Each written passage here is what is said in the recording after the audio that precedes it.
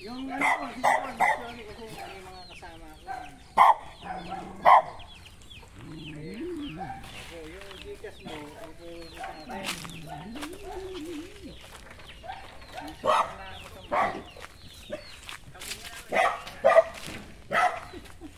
Ayos sana gano'n, naggigigas agad.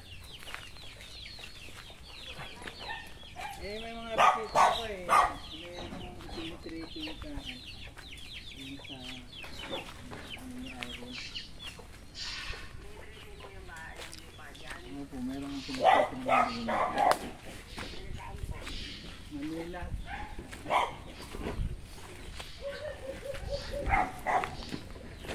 Sige po, pwede. Walang isda dyan? Eh, meron po. Meron. Meron naman. Mga bulig, igat, palaka. Paano palang disposal ng basura dito? Ay, ganyan lang po. Ah, Sisigan pagka ano. Sinisigaan lang. Sisigaan lang. Wala pong nami-pick up dito. Kung gusto niyo po pick up, dadalhin niyo sa gilid ng highway. sinong pipick up doon? Yung May truck po ng barangay. barangay. Eh, dito na mag-okay ka lang ng kontong hukay. Tapos siga na lang. Sinisigaan na lang yung mga Sige na eh. Po, mag-isip tayo.